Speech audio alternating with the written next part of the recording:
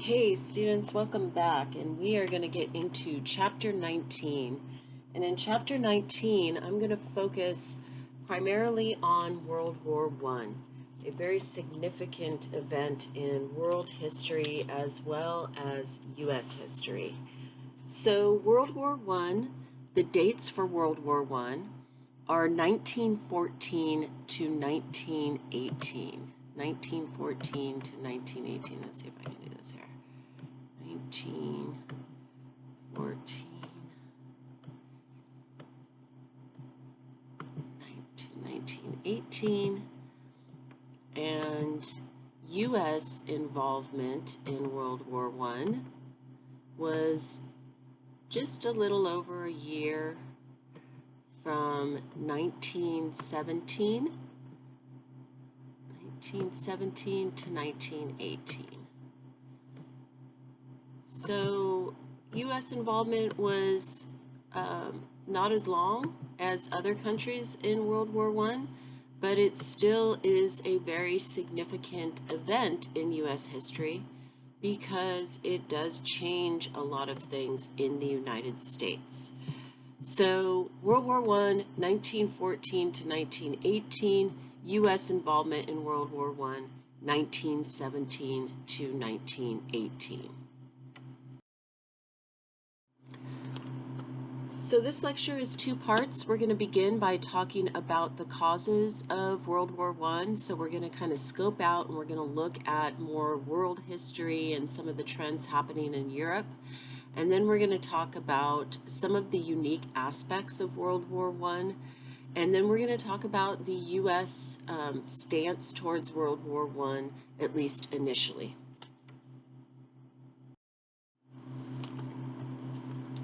So I like to begin with this image because this image is kind of demonstrates what one of the interesting aspects of World War I is, and that's that you really have encapsulated in this world war a clash between the old world and the new world, the traditional world and the modern world, right? And it's clashing together on the battlefield in the form of old style fighting tactics combined with new military technology. This creates for an especially deadly war. People were completely devastated by the destruction that this war left behind. And you can see here this figure back here in this image. This is camels, and this is the Ottoman Empire. They fought in World War I on the side of the Germans, and they had camel cavalries. And so here you have guys riding on the backs of camels. On the Western Front, they were riding on the backs of horses, and then at the same time, they're coming up against, machine guns and long-range artillery. And so this was, like I said, an especially brutal war, especially deadly war. So let's begin by talking about the causes of World War I. So before we talk about the causes, we are going to just summarize what the United States is like on the eve of World War I. So you have the U.S. growing as an industrial and economic power with the Panama Canal opening in 1914 and the rise of the United States as an economic and also imperial power with colonies across the Pacific. The United States is much more engaged in foreign affairs, especially in the Western Hemisphere, in Latin America, of course, the Spanish-American War, and then these new protectorates and territories, Hawaii, the Philippines, Puerto Rico, Cuba to a certain extent, although Cuba was not technically part of the United States territories, the United States still had a lot of influence in Cuba. Then you also have to remember that we're coming out of the progressive era as we get into World War I. And so you've got all of this progressive legislation at the federal level that's being passed, beginning with the presidency of Theodore Roosevelt, moving on to the presidency of William Howard Taft, and then finally ending with the presidency of Woodrow Wilson. And Woodrow Wilson will be the president that will see us through World War I. There's also, all of this is also happening within the context of populist revolutions throughout the world. Beginning in Mexico in 1910, there's a populist revolution, and by populist, I mean a revolution that starts from the ground up, right, where you have people rising up and saying, you know, we don't like our conditions, we want to change our country, we want to change our politics. And so you see that happening in Mexico, you see that happening in China, and then you see that happening in Russia.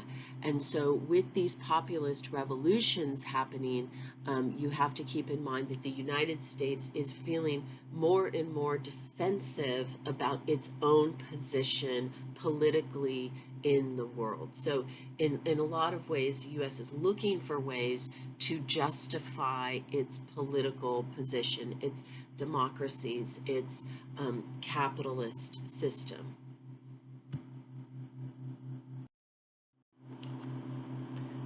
Okay, so we begin today's lecture by looking at a map of Europe, and this is a map of Europe prior to World War I. So I'm just going to point out some important things that you should notice on this map. The first is Germany. So Germany is this really big country right here in northwestern Europe. And then you'll notice right underneath it is the Austrian-Hungarian Empire, also very large, right? You'll notice down here, these are the Balkan states, and you'll notice that Austria-Hungary kind of dips down in here into the Balkan states. And that was upsetting to a lot of the people that were living in this region. They wanted to have independence from the Austrian-Hungarian Empire.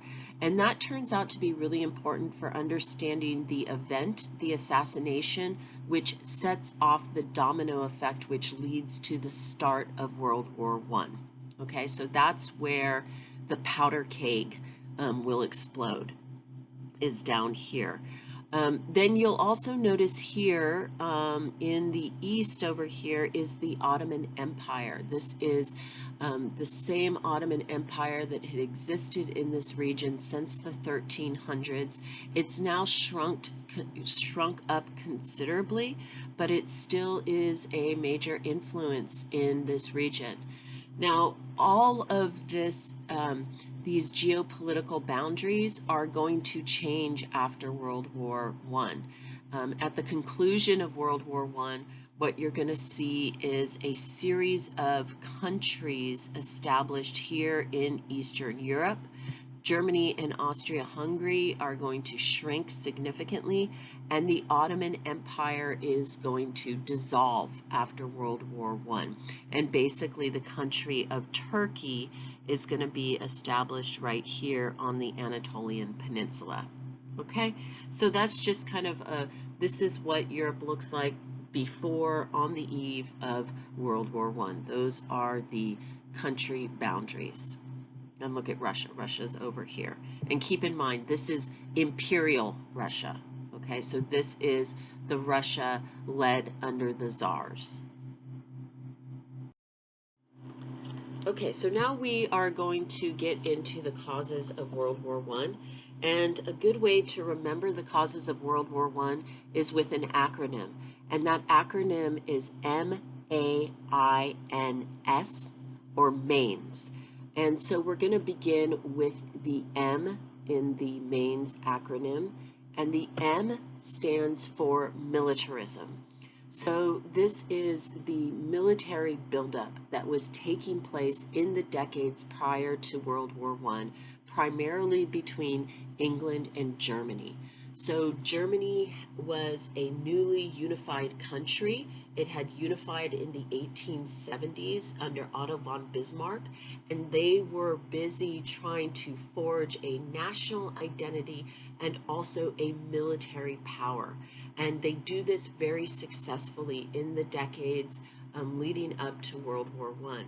England, on the other hand, is looking at Germany and eyeing them with suspicion, right? And they're thinking, we have to put this country in check. And so England begins to build up their military in response to Germany building up theirs. Okay, the A in the MAINS acronym stands for alliances. So the alliance systems that we are talking about, we are going to talk in more detail about on another slide. But basically, leading up to World War I, there are these two main alliance systems in Europe. And when the crisis that is the assassination takes place, this will activate the alliance systems. And that is what escalates the conflict of World War I very rapidly. Okay, so alliances is another cause of World War I. Number 3 is imperialism. So the European countries were competing for markets and resources throughout the world, particularly in Africa and in Asia. And this competition really heats up between England and Germany.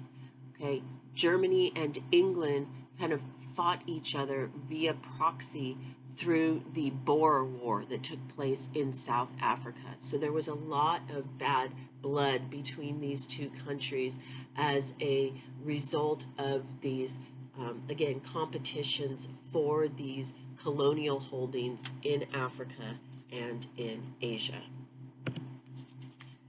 Number 4 is nationalism. And nationalism is this sense of national pride, but also this idea of national superiority. So again, this idea that England and Germany are competing with each other over who is superior, who is going to be the primary power in Europe moving forward into the modern era, into the 20th century. And finally, the S in the MAINS acronym stands for significant people. And in this particular instance, we are talking about the Archduke Franz Ferdinand, who is assassinated in Sarajevo in June of 1914, which again will lead to the domino effect, which will lead to the start of World War I in August of 1914. So if you're taking a quiz or an exam, you will want to remember the causes of World War I using the acronym MAINS, M-A-I-N-S.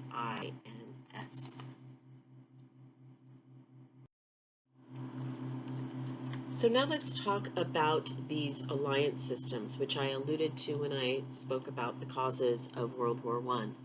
Prior to World War I, there are two main alliance systems in Europe. The Triple Alliance was the first alliance to be formed, and this was a secret agreement that was made between Germany, Austria-Hungary, and Italy. And this happened way back in May of 1882. So the Triple Alliance was originally made in May of 1882. Now you'll notice that Italy is not part of this Triple Alliance, also referred to as the Central Powers. That's what it's referred to during World War I. And the reason for that is because when World War I breaks out, Italy did not feel in a strong enough position to side themselves with Germany and Austria-Hungary. And so they decide to drop out of that alliance. And instead, the alliance will go to Bulgaria and the Ottoman Empire.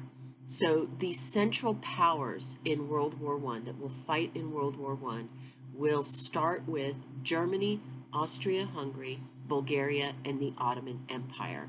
But just know that the Triple Alliance, when it was first formed, was Germany, Austria-Hungary, and Italy, and that was formed way back in 1882. So you can see how these countries were looking to back each other up in the event that there is some kind of conflict. In response to the Triple Alliance being formed in 1882. In 1894, the Triple Entente is formed. They become known as the Allies when World War I breaks out. And this is an alliance between France, England, and Russia. So the idea behind this alliance is basically to make a German sandwich, okay? So that you have France and England on one side and Russia on the other, so that if Germany misbehaves, that they can be attacked from both sides. So this Triple Entente, again formed in 1894 in response to the Triple Alliance, was on guard in case any kind of event happened in which they needed to back each other up. And that event will end up happening in June of 1914. And that will be the assassination of the heir to the Austrian-Hungarian throne, a man by the name of Archduke Franz Ferdinand. So Archduke Franz Ferdinand decides to travel to Sarajevo, a very contentious region of the Austrian-Hungarian Empire down there in that Balkan region that I pointed out on the map earlier. And he's traveling down there because he knows that he will eventually become king of the Austrian-Hungarian Empire, and he wants to make peace with the people of Sarajevo. And so he travels down there with his wife in June of 1914. And he's really on a peace mission. And when he gets there, there is a terrorist group by the name of the Black Hand Gang, And this group is going to plot an assassination attempt against the Archduke. And again, they're protesting the fact that they are part of the Austrian-Hungarian Empire. So they planned this attack, which was a grenade attack on his motorcade. And they planned it so that they would throw a grenade at his car as he was crossing a bridge. And they threw the grenade when his motorcade crossed the bridge, but it didn't hit his car. Instead, it rolled off and it hit some bystanders and exploded, and the motorcade sped off. And he gets to his hotel and he says to his wife, why don't we go and visit the people in the hospital that, were the victims of that explosion? And so they get back in the motorcade and they travel back across the town. And it just so happens that his motorcade pulls up in front of a coffee house where Gavril Princip is going to be having a cup of coffee. Now, Gavril Princip was a member of the Black Hand Gang and was part of that original conspiracy to assassinate the Archduke. And so he looks up from his coffee and realizes that the Archduke's motorcade is stopped in front of the coffee shop, and he sees this as an opportunity to carry out the assassination. He has a gun in his pocket, and so he runs out of the coffee shop, runs up to the motorcade, and shoots both the Archduke and his wife, basically at point blank range, and kills them. And when this happens, Joseph, who is the Archduke's father, gets very angry and looks to Germany to help them. Austria-Hungary wants to attack, and they want to attack Serbia. That's who they want to attack, because they hold Serbia responsible, because they say that the Black Hand Gang was headquartered in Serbia. And so when this all happens, basically the Austrian-Hungarian Empire says to Germany, hey, will you back us up if we attack Serbia? And Germany says, yes, absolutely, and gives them basically a blank check. After all, they have an alliance with them, right? However, Russia intervenes and says, if you attack Serbia, we will come to Serbia's aid. So even though Russia did not have a direct alliance with Serbia, there was a connection, a cultural, linguistic, and religious connection between the Russian Empire and Serbia. And so Russia agrees that if Germany and Austria-Hungary attack Serbia, that it will come to its aid. And that causes a problem because, of course, Russia has an alliance with France and England. So this like standoff happens between June and August, and then it finally comes to a head when Austria-Hungary decides to go out and carry out an attack against Serbia, thereby activating Russian troops. And when that happens, Germany will activate its Shifa Plan. And it had this Shifa Plan for quite some time. And the Shifa Plan was a plan to attack France. So if you click on this link here, it's not narrated, it has music, but it will give you a visual timeline of the assassination of the Archduke, and you will also see some actual photographs of this time period. Okay, so the Shifa Plan. So the Shifa Plan was actually created back in 1901 by a Count Alfred von Shifen, and it was designed to allow Germany to wage a successful two-front war. So Germany understood that Russia and France had an alliance, and so it knew that if it ever had a conflict with either one, it would have to fight a two-front war. So the idea was that in the Shifa Plan, Germany would go across neutral Belgium, the country of Belgium, go across neutral Belgium and attack Paris from the north, thereby avoiding these military fortresses that were along the German and French border. Germany and France had fought a war back in the 1870s, and they were kind of, always on guard against each other. So in order to avoid those fortresses, Germany decides to cross over neutral Belgium. Now, when they do this, England will get involved because it will come to the aid of Belgium, also France as well. So Germany advances its forces across Belgium, and it reaches almost to Paris. It is literally just a little over 10 miles outside of Paris, where they are stopped by British. The German advance is stopped by British and French forces. And this is where the Western Front is going to start and begin. And this is where we are going to see entrenched trench warfare for the duration of the war. So this map really shows us quite a bit. So let's begin with these ships here in the water.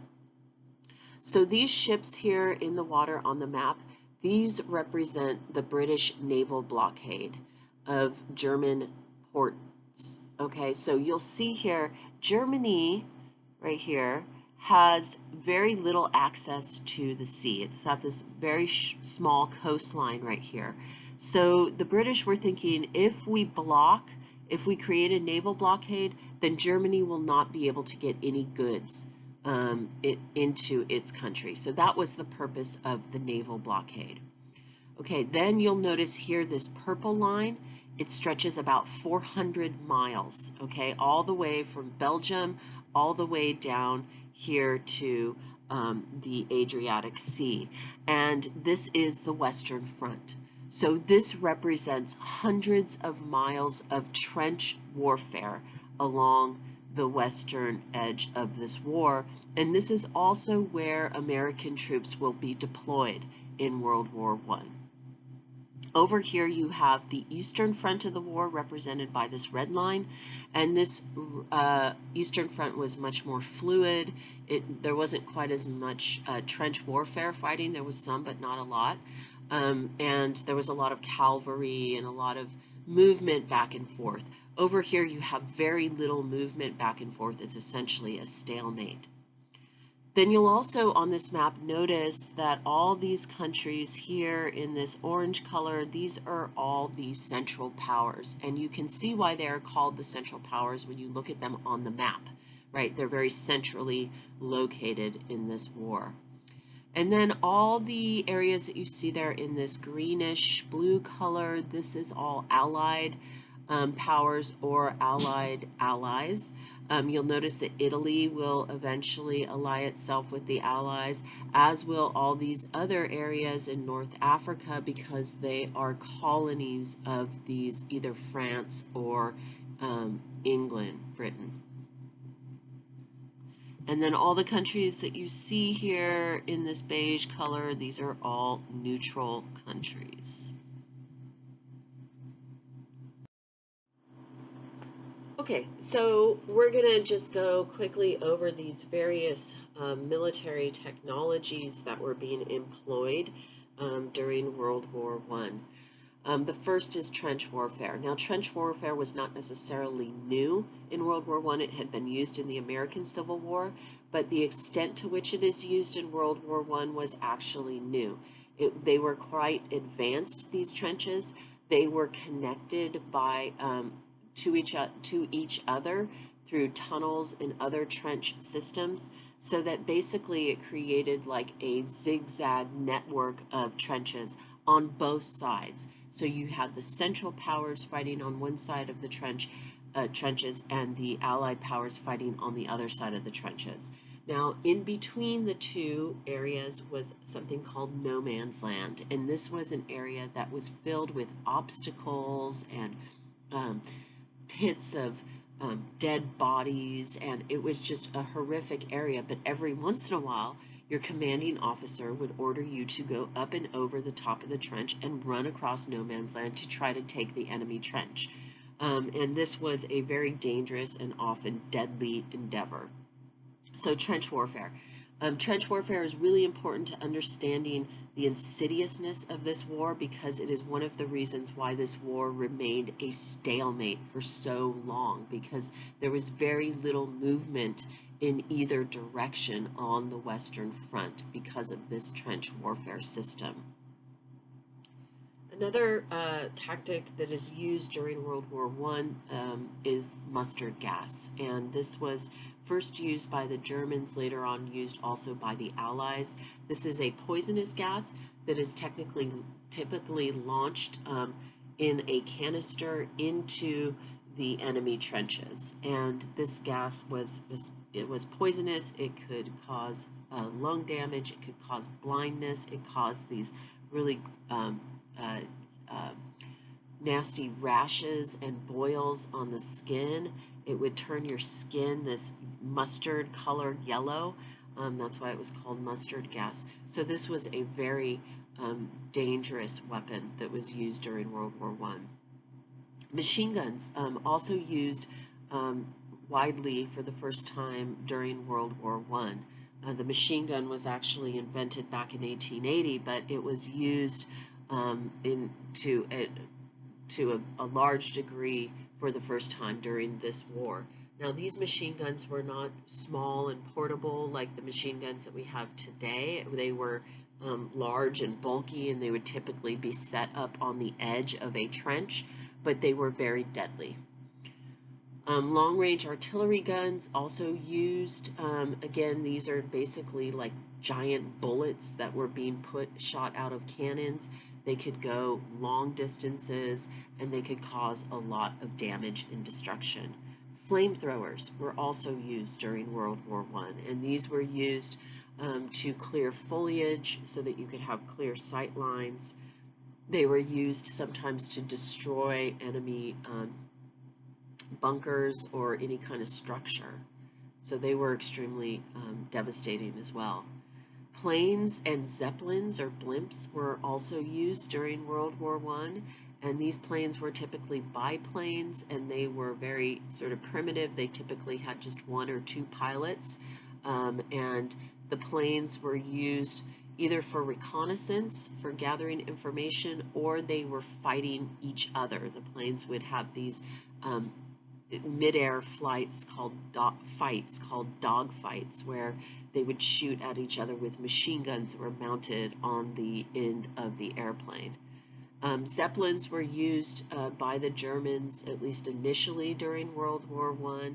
and then eventually they don't get used throughout a large part of the war because they become ineffective for their original purpose, which was basically to go on bombing raids. They become ineffective once the British find a bullet that will penetrate the skin of the Zeppelin. And I'll talk more about that when I show you a picture of the Zeppelin. Tanks. And you can see here, this is a picture of some early tanks. The tanks were invented by the British in 1916 and used for the first time in World War I. And then finally, submarines. Not invented or perfected, I should say, by the Germans. The Germans were really the ones that perfected the submarine design, and it will be used as a widespread weapon by the Germans during World War I. So let's look at some images here. We have some images, some actual photographs of trenches. You'll notice here in this particular trench, it's kind of wet and muddy. That was pretty typical, especially in France. France gets a lot of rain in the winter and the spring, and so these trenches would sometimes fill up with mud and water, and this was particularly brutal for the feet of the soldiers. They would get very wet, and sometimes they would get something called trench foot, where your foot would never get dry and it would just kind of shrivel up and get really wet and start to rot. And other trenches, were a little bit more sophisticated and built up. But either way, it was very tough living. You lived in the trench typically for a week to 2 weeks. The actual camp or base was behind the trench lines, so you would get deployed from the camp to the front lines for about a week or two, and then if you survived, you would go back to camp, recover, and then do it again. While you were in the trenches, you lived in the trenches. So you slept in the trenches, you ate in the trenches, everything happened from the trenches. You'll also notice here in this image, no man's land, and you can see the various obstacles, the barbed wire, etc., that was laid out in no man's land as a way to prevent people from being able to just run across and take the enemy trench. So here you have images of biplanes used in World War I. So here is an RAF, Royal Air Force plane, and down here you have a Luftwaffe plane for the Germans. Again, very similar design. These are biplanes. Both of them have machine guns mounted on the front of the plane. And again, they were used for reconnaissance and also to fight. One of Theodore Roosevelt's sons, Quinton, actually died in a dogfight in World War I.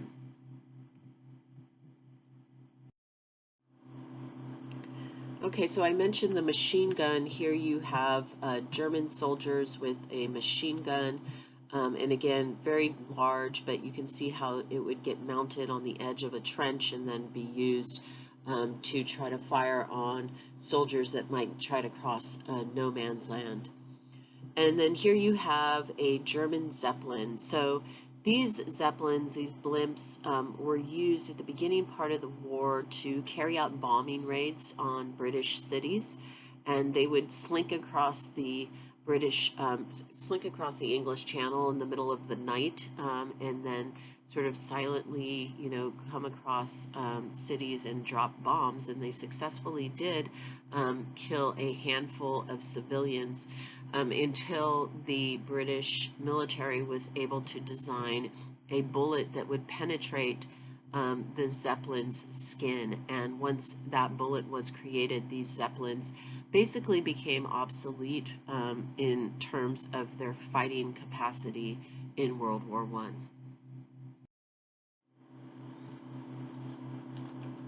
So one of the reasons why World War I is called a world war is because of the scale of the amount of countries that got involved in this conflict.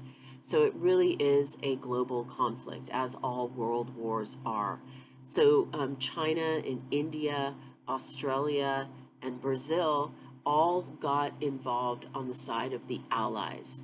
A lot of these areas, particularly some areas of China, really wanted to see, um, wanted to prove themselves and have a certain element of respect and autonomy, hopefully from the European powers after World War I. So they contributed to the war effort on the side of the Allies. Unfortunately, they don't see that respect after World War I. India sent soldiers to the front lines. You can see some Indian soldiers here in this photograph. Australia, part of the Commonwealth, fought on the side of the Allies. Brazil also fighting on the side of the Allies. And then Africa was actually split. Some African countries fought on the side of the Allies. Other African countries fought on the side of the Central Powers. So let's take a look at the map. So if we look at the map of countries, Allied countries during World War I, all of the countries that you see there in green, including the United States, will side with the Allies in World War I. All of the countries that you see here in yellow, they will side with the Central Powers. So you can see there's, of course, the Central Powers here in Europe, but then also some African countries, Middle Eastern countries, as a result of their alliance with the Ottomans, and then some German colonies over here.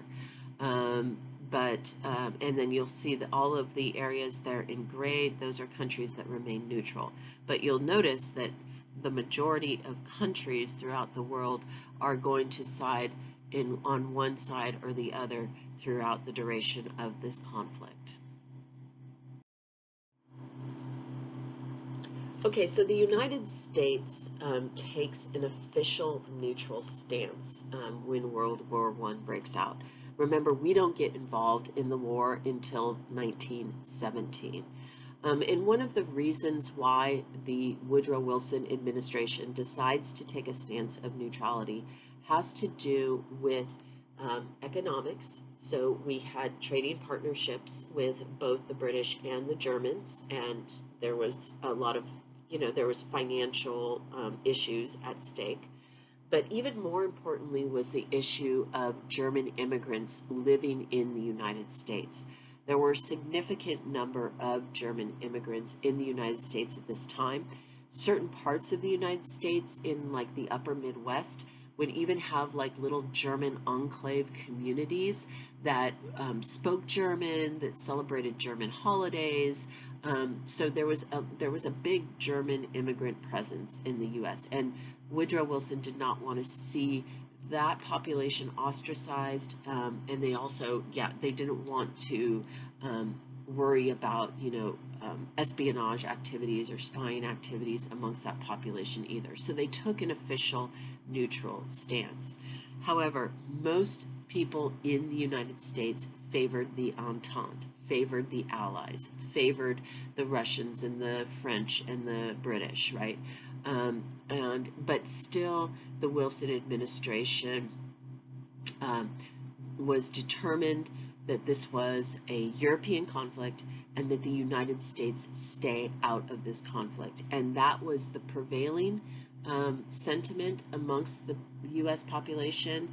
And so that was the popular political position to take, at least initially.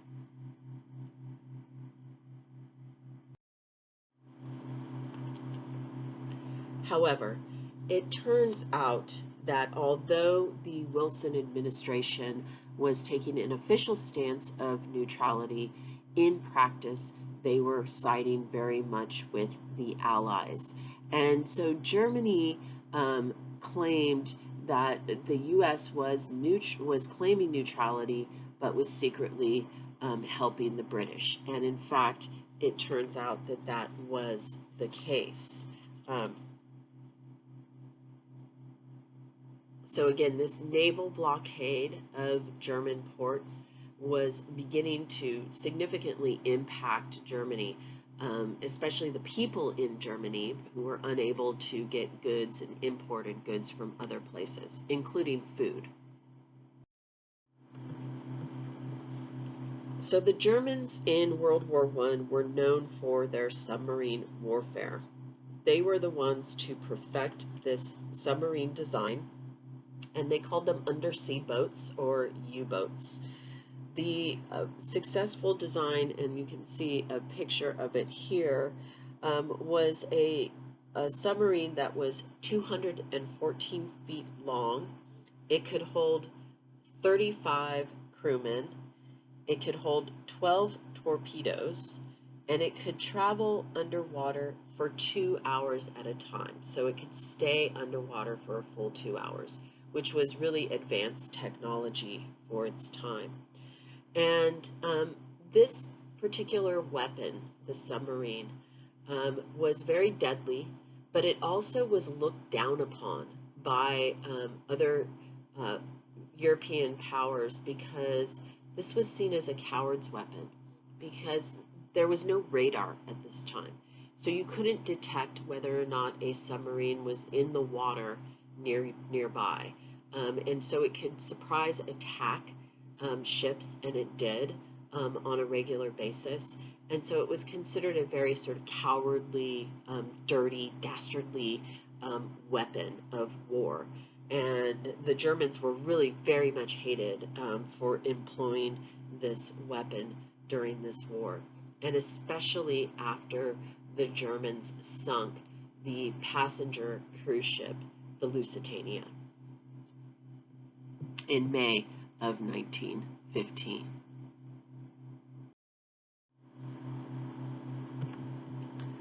So the Lusitania was a passenger ship that ferried people across the Atlantic, basically from the United States to Europe.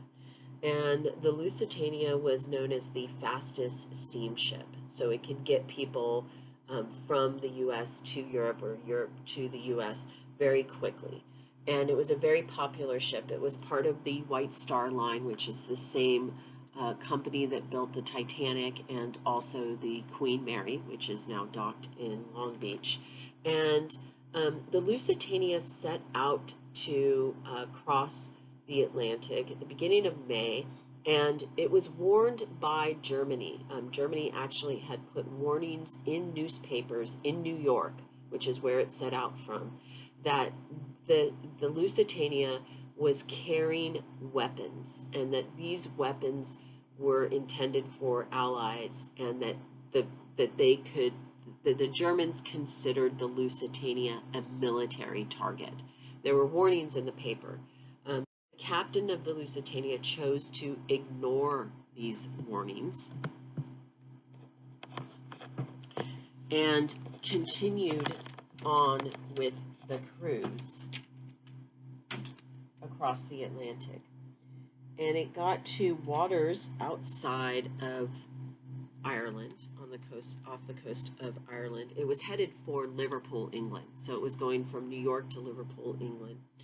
And it was spotted by a U-boat, and the U-boat sent a torpedo into its hull, and there was a massive explosion, and the ship sunk very rapidly in just 20 minutes. And that's compared to the 2 hours that it took for the Titanic to sink. So at the time, the idea that the Lusitania was carrying weapons was actually denied by the British and also by the Americans. But it turns out that once the documents were declassified years later, it turns out that yes, indeed, it was carrying weapons, and that's probably one of the reasons why it sunk so rapidly, is that that torpedo ignited those weapons that were stored in the hull. But the main issue here is the loss of life. 1,198 people will perish in this very rapid sinking of the Lusitania in these icy waters off of the Irish coast, and 128 of them are going to be Americans. So this sets off an outrage throughout the United States. There are anti-German protests. There's a German baker living in the Midwest that gets attacked and lynched by a lynch mob. And so there's this growing anti-German sentiment. So this is May of 1915. So the United States is not going to immediately enter this war. But what it does do is Woodrow Wilson issues an ultimatum to the Germans and basically says to them, look, you continue to have unrestricted submarine warfare in the Atlantic, and the United States will join this war on the side of the Allies. So it basically issues them an ultimatum, a threat. And the Germans agree to cease unrestricted submarine warfare for a certain amount of time, and then they'll resume it, and that will ultimately lead to the U.S. joining the war. So the sinking of the Lusitania does not bring the United States into World War I, but it does start to change the minds of some Americans about the possibility of joining this war effort. So if you click on this link, you'll be redirected to the History Channel website where you can see a brief video on the sinking of the Lusitania. Okay, so that's it, and make sure to listen to part 2 of chapter